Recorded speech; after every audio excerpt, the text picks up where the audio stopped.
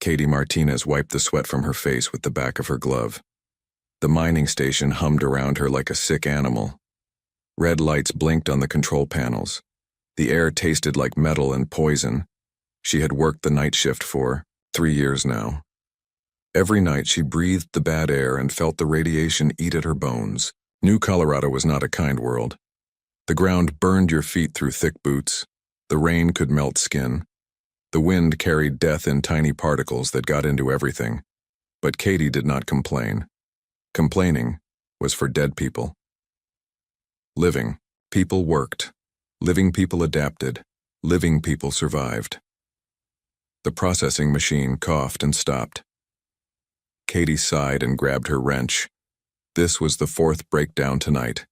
The equipment was old and tired, just like everything else on New Colorado. But it still had to work. The mining company did not care about excuses. She crawled under the machine and found the broken pipe. Coolant leaked onto the floor, hissing where it touched the metal. Katie ignored the burning smell and tightened the connection. Her hands moved without thinking. She had fixed this same pipe dozens of times. A flash of blue light filled the room. Katie rolled out from under the machine and grabbed her plasma cutter. Blue light meant trouble. Blue light meant things that should not be there.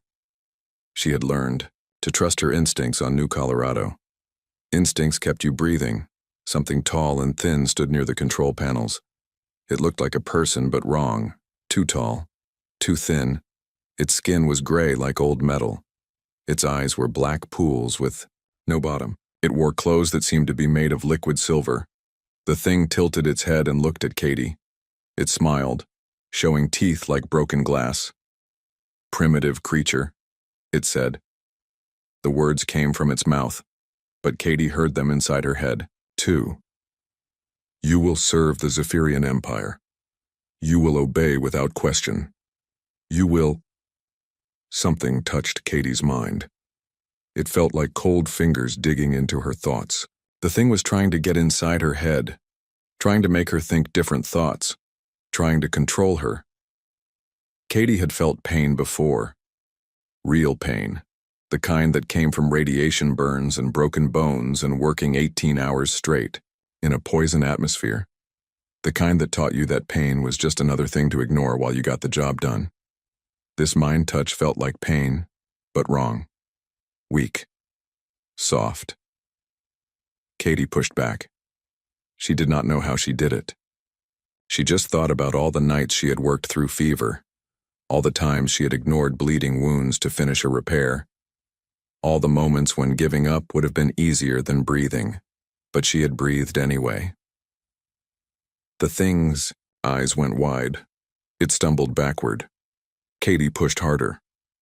She thought about the taste of poison air and the burn of radiation and the weight of knowing that every day might be your last. She thought about what it meant to be human on a world that wanted to kill you every second. The thing screamed. It was not a sound that came from its mouth. It was a sound that came from deep inside its mind. A sound of something breaking. Something that had never broken before. The creature fell to its knees. Then it fell forward onto the metal floor. Its body twitched and jerked like a broken machine. Katie stood over it, breathing hard. Her head hurt, but not badly. Not worse than the headache she got from working too long in the toxic fumes. The thing's eyes were still open, but now they looked different. Scared. Confused. Like a child who had just learned that the dark was full of monsters. "What?" It whispered. "What are you?" Katie looked down at the broken alien. She thought about all the stories her grandfather had told her. Stories about Earth, where humans came from. Stories about a world with blue skies and clean air and rain that did not burn. Her grandfather had called New Colorado a death world, a place where only the strongest and meanest things could live. He had said humans were not the strongest. They were not the meanest, but they were the most stubborn. "I'm human," Katie said, "and you picked the wrong planet to mess with." The alien tried to stand up, but its legs would not work right. It looked at Katie like she was some kind of demon. Maybe she was. Maybe all humans were demons to things that came from soft, easy worlds. Katie knelt down beside the creature, Up close she could see that its skin was smooth. Too smooth. No scars, no burns. No marks from a lifetime of surviving in hell. "Where did you come from?" she asked. The alien's mouth moved, but no words came out. Its black eyes rolled back and forth like it was trying to remember something important. Finally, it managed to speak. "Zephyr Prime. Garden World. Paradise. We rule the galaxy. We take what we want. We make others serve us." "How?" Katie asked. "With our minds. We touch their thoughts. We make them obey. We break their will." The alien looked confused, like it was trying to solve a puzzle with missing pieces. "But you broke me instead." Katie understood now. These aliens were bullies. They found weak creatures and pushed them around. They had probably never met anything that pushed back. They had definitely never met anything from New Colorado. The alien tried again to stand. This time it made it to its knees before falling over. "My ship," it gasped. "My people. They will come looking for me." "Let them come," Katie said. She picked up her plasma cutter and checked the charge. "They can meet the rest of us." The alien stared at her. "The rest of you? How many humans are on this world?" Katie smiled. It was not a nice smile. "Enough." Outside, the wind howled through the processing station's metal walls. The radiation counters clicked their deadly song. The poison air hissed through the ventilation system. New Colorado was still a death world, but for the first time in her life, Katie was glad to live here. The alien closed its eyes and lay still on the cold metal floor. It was breathing, but barely, like something important inside its head had broken and could not be fixed. Katie stood up and activated the emergency beacon. The signal would reach the main colony in a few hours. They would send people to investigate. They would want to know what had happened. She looked down at the broken alien one more time. It had come here expecting to find victims. Instead, it had found something much worse. It had found humans. The emergency beacon reached Earth 3 days later. Captain Jake Sullivan was eating breakfast in the mess hall of the destroyer Liberty's Edge when the message came through. The communication officer, a young man named Pete Davis, ran into the room with the decoded transmission. "Sir, you need to see this," Pete said. His face was pale. "It's from New Colorado." Jake took the tablet and read the message twice. The words did not make much sense. Alien contact, unknown technology, possible invasion threat, request immediate. "Military assistance, is this some kind of joke?" Jake asked. "No, sir. The authentication codes check out." The signal came from Processing Station 7 on New Colorado. The message is signed by Katie Martinez, night shift supervisor. Jake had heard of New Colorado. It was one of the frontier mining colonies way out on the edge of human space, the kind of place where people went to disappear or die. Usually both. "How long to get there?" Jake asked. 4 days at maximum burn, Pete said. "But sir, the radiation levels there are off the charts. The atmosphere is toxic. Even if there are aliens, why would they want New Colorado?" Jake stood up and headed for the bridge. "Maybe they don't know what they're getting into." On New Colorado, Katie sat beside the broken alien in the medical bay of Colony Central. The creature had not spoken much since she brought it in. Mostly it just stared at the ceiling and whispered words in a language that sounded like breaking glass.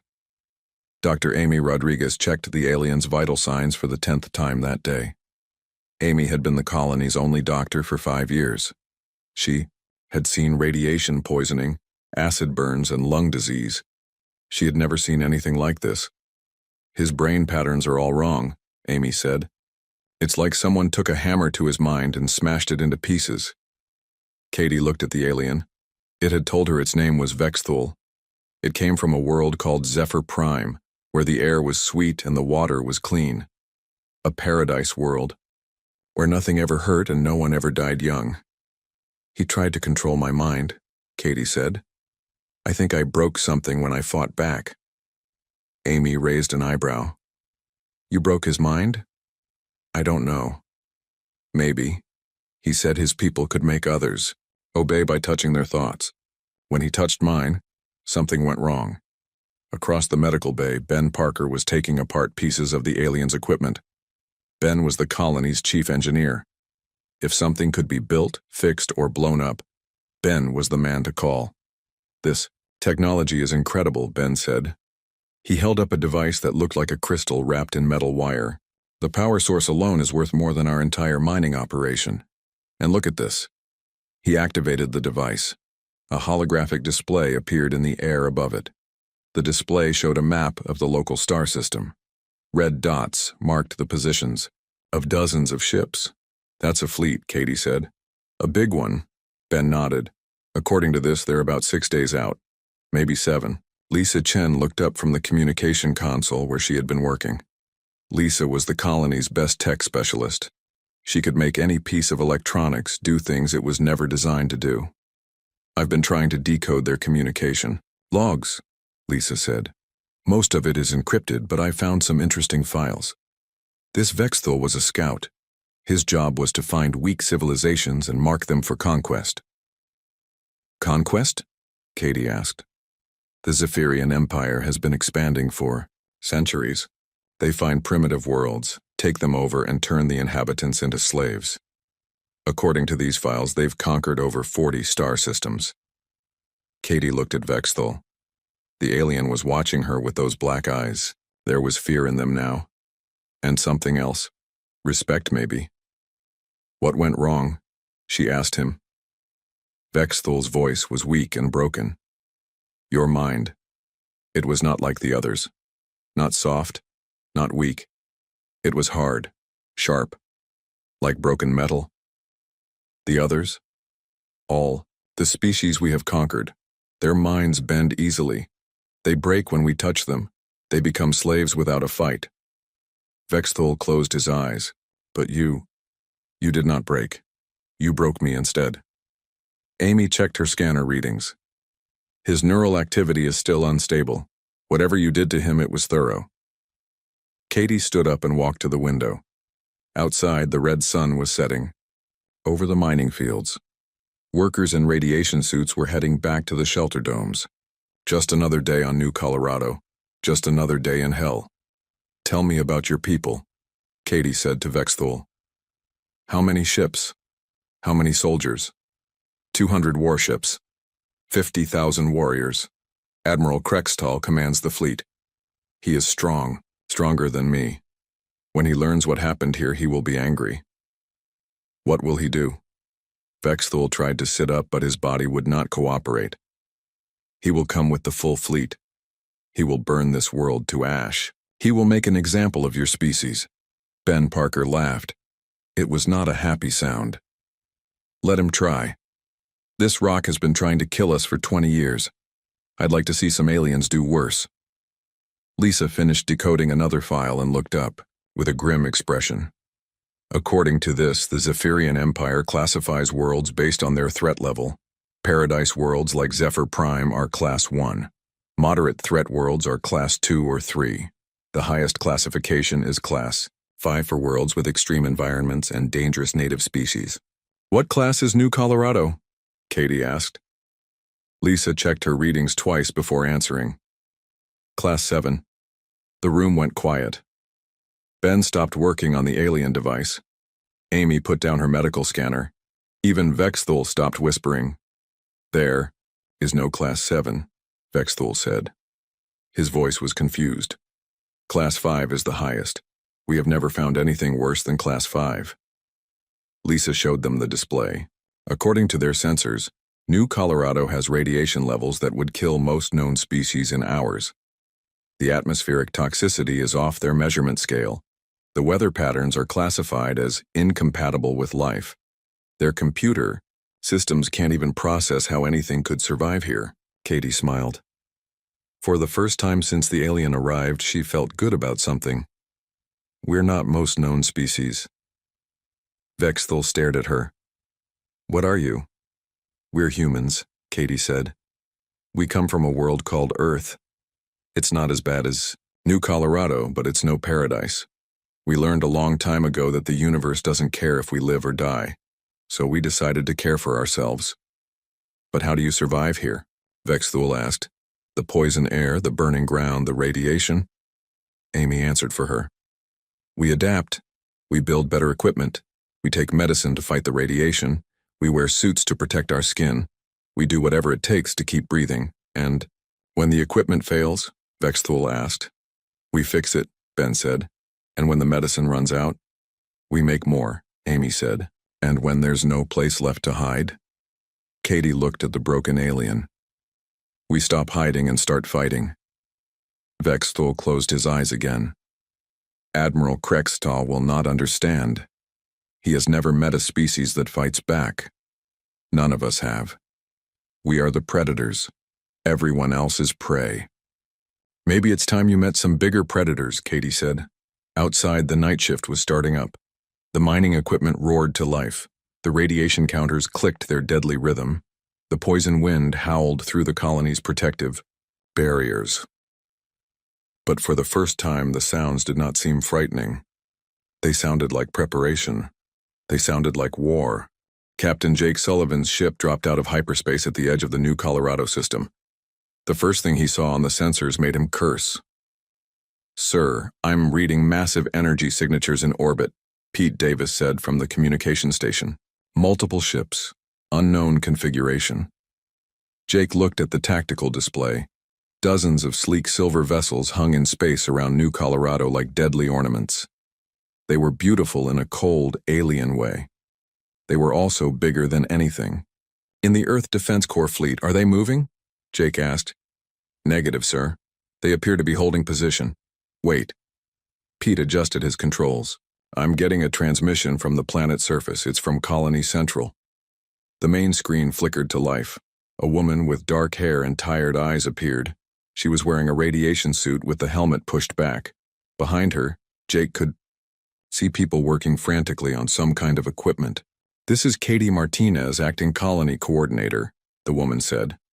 Are you the military assistance we requested? This is Captain Sullivan, Earth Defense Corps. We received your emergency beacon. What's your status down there? Katie looked directly at the camera. We have 47 alien warships in orbit and about 50,000 hostile aliens who want to kill us all. Other than that, we're doing fine. Jake blinked. The woman sounded like she was talking about bad weather, not an alien invasion. Are you under attack? Not yet. They're still trying to figure out what went wrong with their advanced scout. We have him in custody. You captured one of them? Katie smiled. It was not a pleasant expression. He captured himself. Turns out their mind control tricks don't work so well on humans from Deathworlds. Jake had heard the term before. Deathworld was what the scientists called planets with extreme environments. Worlds where everything was trying to kill you all the time. Places like New Colorado. Captain Sullivan, Katie continued, how long until you can send reinforcements? Jake looked at his tactical officer. Lieutenant Carol Wright shook her head. Sir, the nearest fleet is 6 days away. We have 1 destroyer against 47 alien warships. The math doesn't look good. You heard that? Jake asked Katie. I heard. Don't worry about it, Captain. We've been dealing with impossible odds. Our whole lives. Come down to Colony Central when you can. We have some things to show you. The transmission ended. Jake stared at the blank screen. The woman had just told him not to worry about being outnumbered 47-1. Either she was insane, or humans from New Colorado were very different from normal humans. Jake decided to find out which. 2 hours later, Jake stood in the colony's command center wearing a full environmental suit. Even with the protection, he could feel the hostile environment trying to get at him. The air recyclers worked constantly to keep the poison atmosphere out. Warning lights blinked on every surface. Radiation alarms chimed softly in the background. Katie Martinez met him at the airlock. She was wearing a simple work jumpsuit and breathing the filtered air like it was nothing. Jake realized she had probably been breathing this toxic atmosphere her entire life. Welcome to New Colorado, Captain, Katie said. I hope you brought your appetite for impossible situations.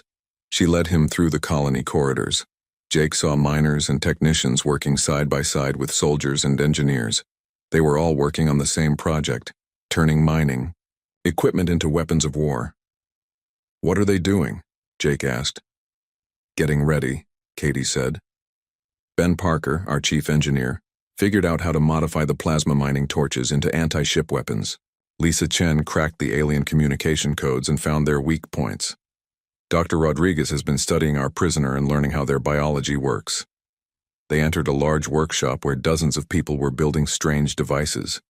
Jake recognized some of the components: mining explosives, ore processors, heavy construction equipment, but they were all connected in ways that made no sense. Captain Sullivan, meet Ben Parker, Katie said. A big man with grease-stained hands looked up from his work. Captain, good to meet you.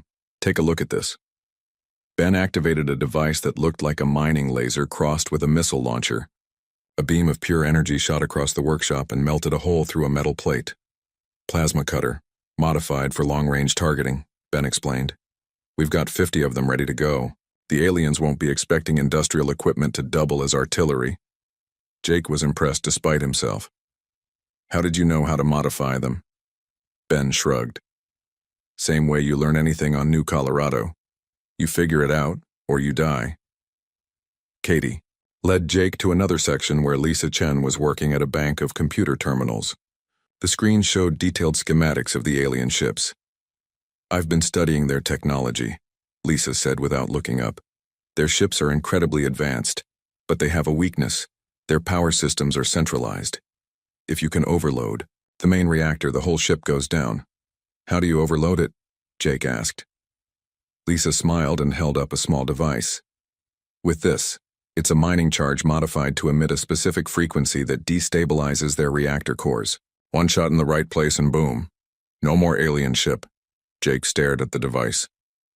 You figured all this out in 3 days? We had help, Katie said. She led him to the medical bay where the alien prisoner was being held. Vexthul looked worse than before. His gray skin had turned almost white. His black eyes had lost their focus, but when he saw Jake, he tried to sit up. Another warrior, Vexthul whispered. How many of you are there? More than you can count, Jake said. Vexthul laughed. It sounded like breaking glass. Admiral Krextall thinks this is a minor inconvenience. He thinks you are primitive savages. Who got lucky? He does not understand what you are. What are we? Jake asked. Survivors. Predators. The kind of species that makes other species extinct. Vexthul closed his eyes. My people conquered 42 star systems. We broke the minds of billions of beings. We thought we were the apex predators of the galaxy. And now? Now I know we were just the biggest fish in a small pond. You humans. You come from an ocean full of sharks. Dr. Amy Rodriguez joined them. She was carrying a medical scanner and looking troubled. Captain, I've been studying Zephyrian physiology, Amy said. They're incredibly advanced, but they're also incredibly fragile. They evolved on a paradise world with no natural predators, no diseases, no environmental hazards. Their bodies are optimized for comfort, not survival. What does that mean? It means they've never had to develop the kind of immune systems we have, never had to build tolerance for pain or poison or radiation. A dose of New Colorado's atmosphere that would give us a mild headache would probably kill them. Jake looked around the medical bay. He saw equipment that had been jury-rigged and repaired dozens of times. He saw people working despite obvious signs of radiation exposure and chemical burns. He saw a level of casual toughness that would be impossible on a normal world. You're turning this planet into a weapon, he said. Katie nodded. New Colorado has been trying to kill us for 20 years. We figured it was time to return the favor. They walked back to the command center where a large tactical display showed the positions of the alien fleet. The ships were beautiful and deadly, like metallic angels of death hanging in space. They'll attack soon, Katie said. Vexthul says Admiral Krextall is getting impatient. He wants to make an example of us. Can you win? Jake asked. Katie looked at him with those tired eyes that had seen too much pain and refused to break.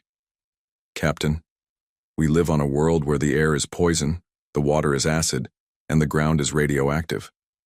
We get up every morning knowing that Today might be the day this planet finally kills us, and we go to work anyway. She pointed at the alien fleet on the display. Those aliens come from a paradise world where nothing bad ever happens. They've never been hungry or scared or desperate. They think they're predators, but they're just bullies who never met anyone willing to fight back. So can you win? Katie smiled.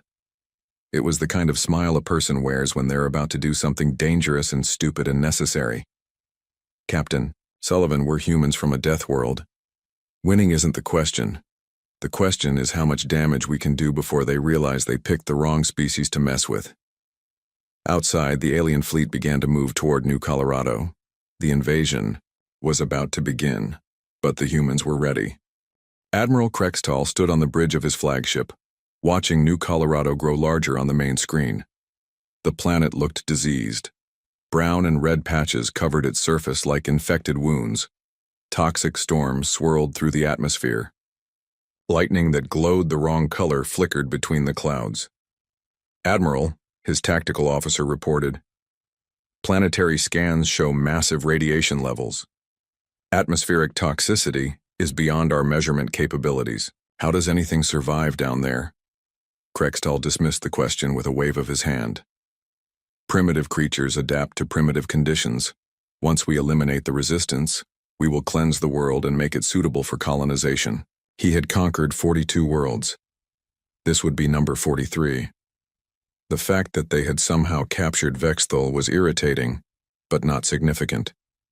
Primitives sometimes got lucky. The overwhelming force of the Zephyrian fleet would crush any resistance quickly. Begin the attack, Krextall commanded.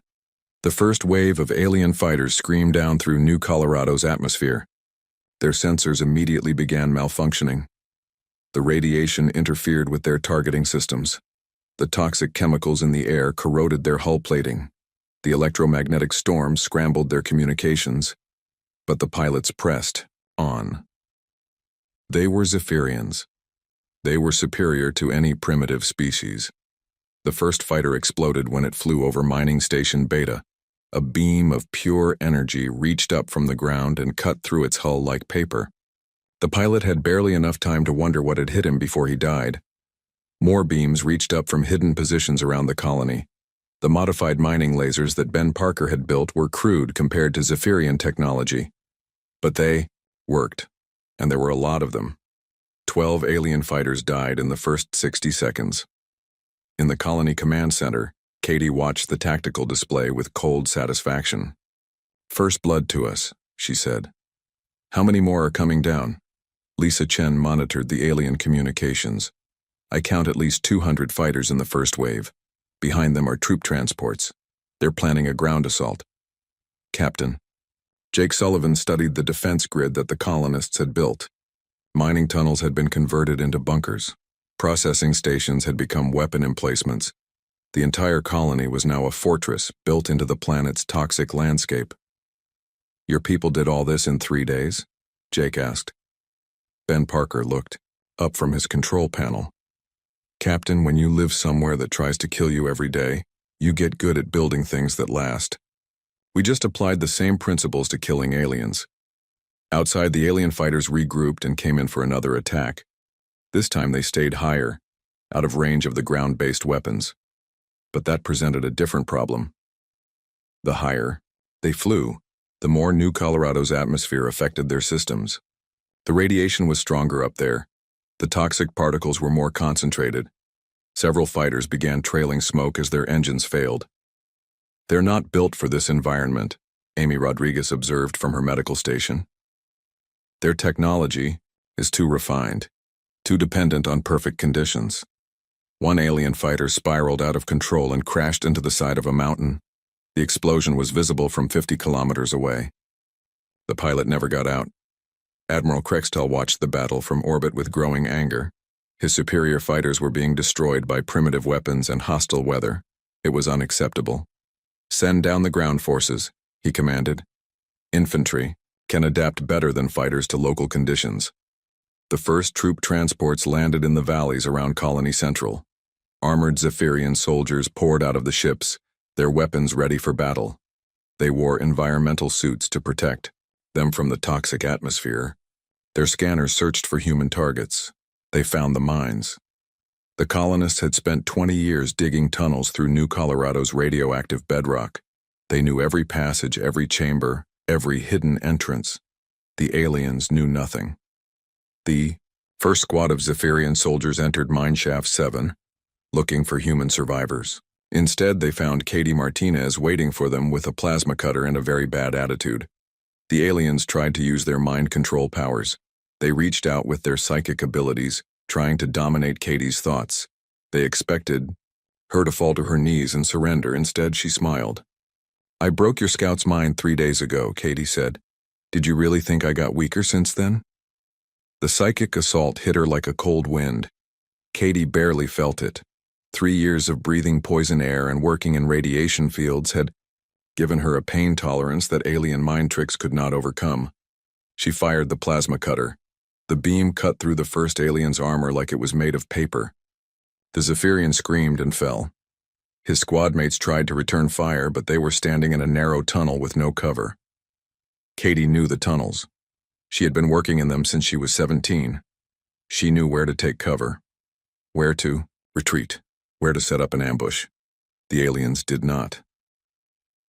10 minutes later, Katie emerged from Mineshaft 7 alone. Behind her, the tunnel was filled with the smoke of destroyed alien equipment. Similar battles were happening all over the colony. Zephyrian soldiers found themselves fighting an enemy they could not understand. Humans who ignored their mind control powers. Humans who used the hostile environment as a weapon. Humans who fought like cornered animals and never gave up. In Mineshaft 12, Ben Parker had rigged a trap using mining explosives and toxic gas. When the aliens entered the tunnel, they found themselves breathing concentrated poison while bombs went off around them. In Processing Station 5, Lisa Chen used the alien communication codes to hack their armor systems. She turned their own equipment against them, overloading their life support and leaving them helpless in New Colorado's deadly atmosphere. In the medical bunker, Amy Rodriguez treated human casualties while studying dead alien soldiers. She confirmed what they had already suspected. The Zephyrians were tough by galactic standards but fragile by human standards. Their bodies could not handle the punishment that humans took for granted. Admiral Krextal watched his invasion fall apart from orbit. He had sent down 5,000 soldiers. Half of them were already dead or missing. The other half were trapped in a maze of tunnels, fighting an enemy that refused to behave like conquered primitives. "How is this possible?" he demanded. "They are using crude weapons, primitive tactics. They should be easy to defeat." His tactical officer looked terrified. "Admiral, I think we underestimated them. These humans, they fight differently than any species we have encountered. They use their world's environment as a weapon. They ignore pain that would incapacitate our soldiers, and their minds." He paused. "What about their minds? Our psychic attacks are not working. It is like trying to break solid stone with our thoughts. These creatures have mental defenses we have never seen before." On the planet's surface, Captain Jake Sullivan coordinated the defense from a command bunker deep in the mines. He was beginning to understand what made New Colorado humans different from regular humans. They had been living in hell for 20 years. Hell had made them stronger. "Katie, status report," Jake called over the radio. Katie's voice crackled back through the static. "Just cleared another group of aliens from Sector 7. They tried that mind control thing again. I'm starting to take it personally. Ben, how are the defensive systems holding up?" Ben's voice was cheerful despite the explosions in the background. "Captain, these alien weapons can't even scratch the armor plating we use for radiation shielding. We build everything on New Colorado to survive the worst conditions in the galaxy. A little alien firepower isn't going to slow us down." Jake looked at the tactical display. The alien ground forces were in full retreat. Their air support was grounded by equipment failures. Their fleet was holding position in orbit, apparently unwilling to risk coming closer to the planet. "Lisa, what are the aliens saying to each other?" Lisa's voice was grim. "They're scared, Captain. Really scared. They keep talking about how human minds are incompatible with their control systems. They're calling us a Class 7 hazard and asking for reinforcements. Jake smiled. For the first time since arriving at New Colorado, he felt like they might actually have a chance. Then Admiral Krextall made his decision. "Prepare the planet killer," he commanded his crew.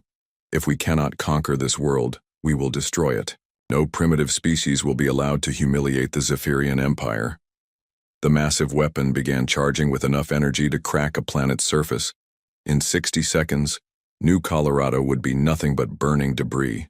But Admiral Krextall had made one critical mistake. He had forgotten that humans fight dirtiest when they have nothing left to lose. Katie felt the planet killer weapon charging up before the sensors detected it.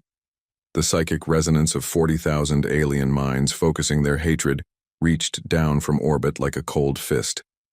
But this time, instead of trying to control human thoughts, they were trying to destroy them entirely. "They're going to try to crack the planet," she said into her radio. "All of them, together." Captain Jake Sullivan's voice crackled back. "How long do we have?" Lisa Chen's panicked voice cut through the static. "Captain, I'm reading massive energy buildup on the flagship. Whatever they're charging, it's big enough to turn this whole world into an asteroid field." In the medical bay, Vexthul suddenly sat up straight. His broken mind had felt the psychic buildup too. "No," he whispered. "Krextall would not. He cannot. The psychic feedback from destroying an entire world. It will burn out every mind in the fleet." Amy Rodriguez looked at the alien prisoner. "What do you mean?" "To crack a planet, we must focus all our mental energy at once. Every Zephyrian in the fleet must link their minds together and project pure destructive force. But if something goes wrong, if the target fights back..." Vexthul's eyes went wide with terror. "It would be like touching a star with your bare hands." Katie understood immediately. The aliens were about to make the same mistake Vexthul had made 3 days ago, but on a massive scale. "Amy, get on the colony-wide communication system," Katie said. "I need to talk to everyone at once." 5 minutes later, Katie's voice was being broadcast to every human on New Colorado. Miners deep in the tunnels, technicians in the processing stations, families huddled in the radiation shelters. All of them heard her message. "Listen to me. The aliens are about to try something that will either destroy our world or destroy them. They're going to link all their minds together and hit us with everything they have.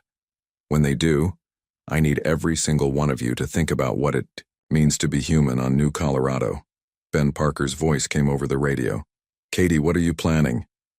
"The same thing I did to their scout, but bigger. Much bigger. When their minds touch ours, we're going to show them what 40,000 humans from a Deathworld think about alien bullies." Captain Sullivan understood first. "You're going to break their entire fleet at once. If it works. If it doesn't, we'll all be dead in about 30 seconds anyway." Above the planet, Admiral Krextall stood at the center of a psychic amplification chamber. Cables connected him to every ship in his fleet. Through the neural links, he could feel the minds of 40,000 Zephyrian warriors preparing to channel their hatred into pure destructive force. "Begin the final strike," Krextall commanded. The combined psychic power of the entire fleet reached down toward New Colorado like a spear made of concentrated malevolence. It was enough force to shatter mountains, boil oceans, and crack the planet's core. Instead, it encountered something that had never existed anywhere in the galaxy. 40,000 humans who had spent their lives learning that the universe wanted them dead, and had decided to live anyway. Katie felt the alien minds crash into the collective consciousness of New Colorado like a wave hitting a cliff. For a split second, the psychic pressure was enormous. The aliens were powerful. They were sophisticated. They had conquered worlds, but they had never encountered minds forged in radiation and poison. Minds that had learned to ignore pain as a daily routine. Minds that had faced death every morning and gone to work anyway.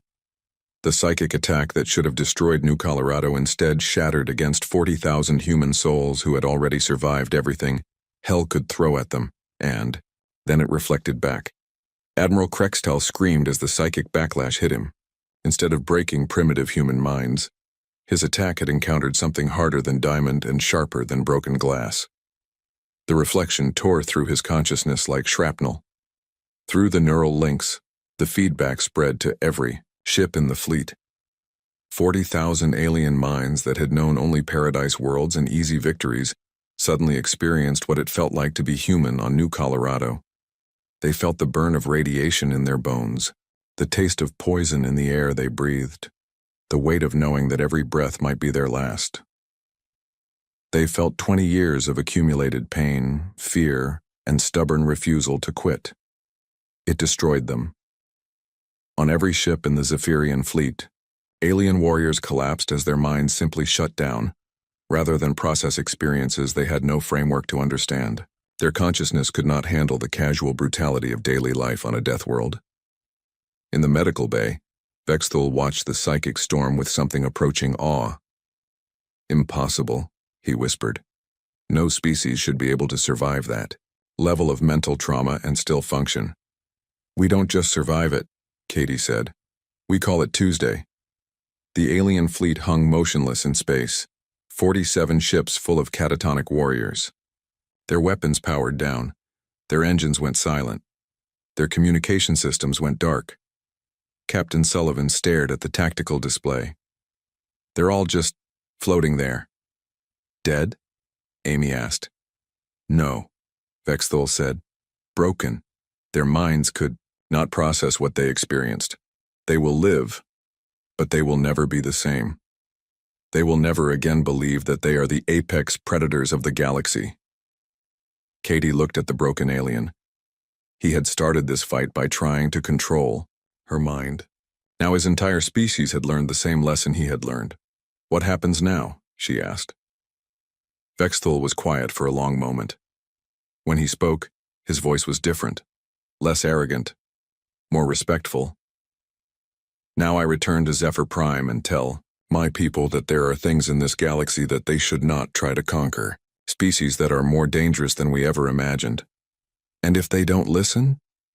Vexthul looked at Katie with those black eyes that now held wisdom along with fear. "Then they will learn the same lesson we learned today. The hard way."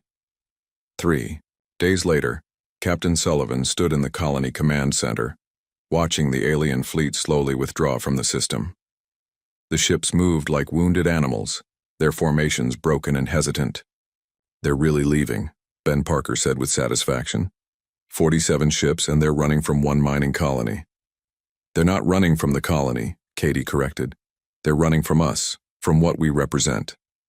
Jake looked at the woman who had started this war by refusing to be controlled. "What do we represent?" Katie smiled and gestured toward the window. Outside, New Colorado continued its eternal war against anything foolish enough to try to live there. The radiation levels were still lethal. The atmosphere was still poison. The ground still burned anything that touched it. But humans worked in the mines anyway. They breathed the toxic air anyway. They lived and loved and raised children anyway. We represent 40 billion years of evolution on a world that never stopped trying to kill everything that lived on it.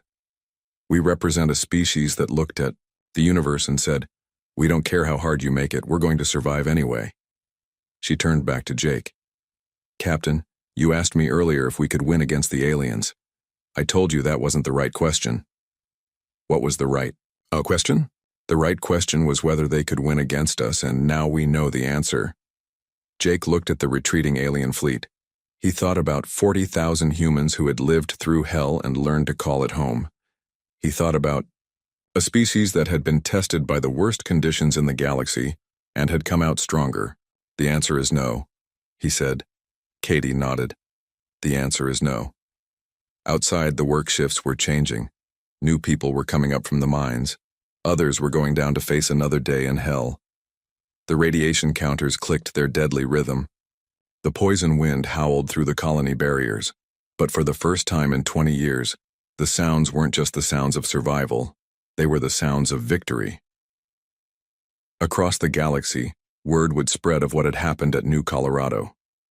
Some species would seek alliance with humanity. Others would avoid human space entirely. A few would make the same mistake the Zephyrians had made. But none of them would ever again underestimate what humans were capable of when pushed too far. Katie Martinez went back to her shift at Processing Station 7. She had work to do, Equipment to fix. Quotas to meet. Just another day on New Colorado. Just another day of being human in a universe that had tried to break them and failed. The aliens had touched a Deathworld girl and expected her to shatter. Instead, she had shattered them before they could draw another breath. And that, Katie thought as she picked up her wrench, was exactly what they deserved.